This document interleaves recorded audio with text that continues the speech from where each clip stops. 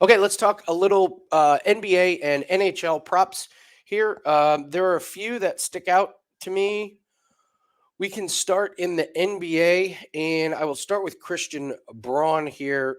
This says 15 and a half. That's what it opened up. I believe they just moved it to 16 and a half at minus 105. I'll take it. This guy's playing a huge amount of minutes, and he's only 23 years old, and in a back-to-back situation, if there's a guy that is on the if there's one guy on the starting unit that you're not worried about in the back-to-back, it's Jokic. I went back and looked on the back-to-back situations last year. He always played, and he played a ton of minutes, and he always played great.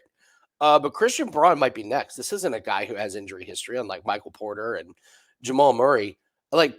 Yeah, I think I'm going to take his over points, rebounds, and assists at 15 and a half. This isn't a great defensive team against Brooklyn.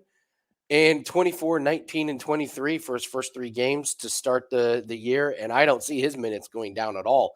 If the Nuggets are going to rest anybody, it might be Murray. It might be Porter Jr. If those guys, if you're worried about health of those guys. But I expect Christian Braun I expect him to get his full workload. So 16 and a half points, rebounds, and assists is absolutely something that I would be interested in. Not much else that you can take away in this game. I think the Nets, because they spread everything out so far, and you know Cam Thomas, even though he shoots the ball and scores a ton, the books are onto it, so you're not getting any type of you're not getting any type of deal on there. So next game is Dallas and Minnesota. Minnesota's been tough to figure out. I don't really have anything concrete with them. Luka, they put his points, rebounds, and assists so high. The only way you can look at it is under. If he played his under, you're 2-1. So not a whole lot there. I did notice Derek Lively has crept over his points, rebounds, and assists in every game. I think he's done it. Yeah, he had two big points games, had a bad shooting night against Phoenix, but this is a guy when he goes over, he flies over. So I was watching him the other night against Utah, and man, when he gets open looks near the basket, they're just the easy. Like when he cuts and nobody picks him up, it's 100% guarantee. He does not mess around and miss bunnies. Like he's dunking it most of the time or he's laying it in. So it's good to see. Klay Thompson, shout out to Klay Thompson. What a great start. They're on a back-to-back situation as well. Is he going to keep making over 3.5 3-pointers? Probably not. This might be a situation to fade Klay. First back-to-back of the season. He's played great, but you can see he's gone down 1 3-pointer every game. I'm not going to get to the window with it, but I would be just a little bit worried about playing him over. Next game is Sacramento and Utah. Not a whole lot I can take away on this one. Utah is a tough one to figure out. I really don't. You know what? I'm just going to skip this game. There's really not too much.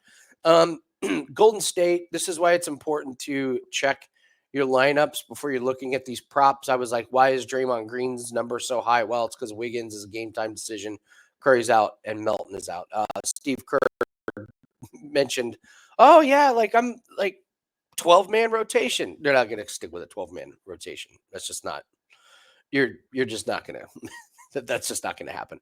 So when we look at the Pelicans, I was kind of interested in Missy's. Which was the one that I was interested in?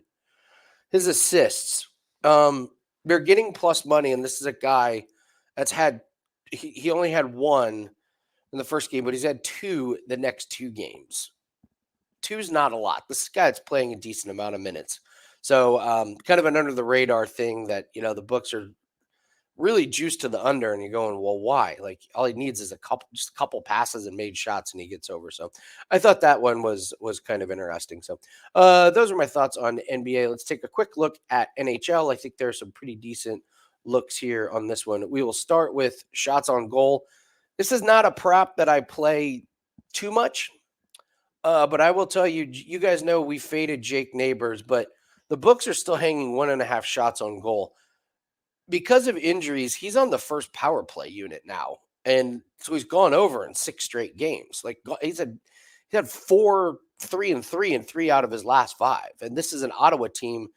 They take over 8 minutes of penalties a game. They give up the 28th most goals, 20th most shots on goal, 22nd most shot attempts. And for a guy that has just crept onto the first power play, like you could get over this on one power play. So I think if he goes over again, this number jumps to 2.5. And it's going to be 2.5 minus 160, and then we're done with it. So this potentially could be the last time you get a Jake Neighbors 1.5 shots on goal. Wallman for San Jose. Pretty incredible start to the season. He had one in the first game, and then he's obliterated the total ever since. So obviously, it's not a great team, San Jose, but he's getting there. So sometimes these bad teams are a really nice source of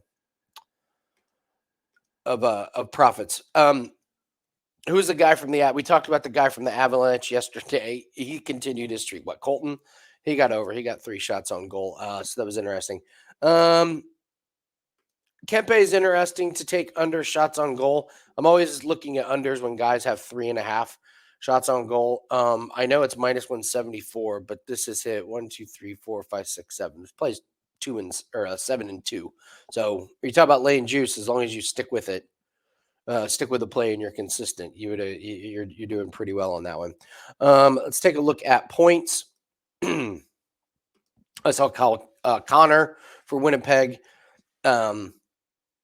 Extended his streak. It's great. In the Discord channel, we're talking about Troy Terry, who for this Anaheim team has 7 games in a row with a point. And you're like, really? Is he going to have a point in every game this season? So it's like, when do you fade him? You're going to it's like, do we pick? Is it tonight? Because seven games in a row is crazy. Like when you go back to last year, 1, 2, 3, 4, 5, 6. 6 was his longest streak. So 7 is quite a bit. And it's like, okay, if you play him under, if you play him to not have a point tonight and he has one, do you go back to it or do you lay off? This is a tough one. So, but Troy Terry, and he's not getting 2, he's just barely getting 1. So that's an interesting streak. The other streak to take a look at, Kaprizov. He's gone over 1.5 points 5 games in a row. That is an impressive streak. It's so impressive because he didn't have any more than 2 games in a row last year where he went over 1.5 points. So for him to go 5 games in a row over, to me, that screams you take the under. Big problem. He gets to play the horrific Pittsburgh Penguins defense tonight. They're giving up 4.2 goals per game. Like if Minnesota scores 4 goals, yeah, Kaprizov is probably gonna be involved there. So here's what I'm hoping for. I'm hoping for Kaprizov to get 2 points tonight. 4 points. Had he in an assist, and then I'm going to come back and fade Kaprizov because this guy's not getting 6, 7, 8, 9 games in a row over 1.5 points. So this is a guy that I would be looking to fade. Here's another interesting guy that this probably needs to be a play tonight. He's playing Minnesota. They only give up 2.7 goals. Pittsburgh is, not very good. And so we look at Michael Bunting, and this tells you one story, which is he only has 1 point this year. The minus 160 is interesting, but here's the thing with Bunting. He's only playing 14 minutes, 45 seconds of ice time per game. And this is a guy that he's played 30 games with Pittsburgh, and he only has 20 points. 9 games this year with 1 point. So this probably is a play tonight. It's minus 160, which in my opinion is a pretty good price here. Like when you look at his shots on goal, he had 5 in the first game against the Rangers, and then 1, 2, 2, 2, 1, 3, 0, 3. So he's not getting very many shots on goal.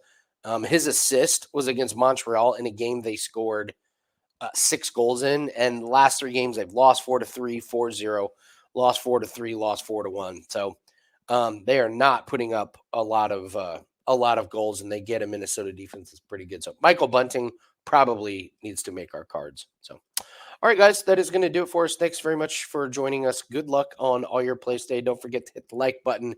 And the code word of the day is both. Leave that in the comment section. Helps the algorithm out. And don't forget to take advantage of the 30-day all access. It's under $8 a day.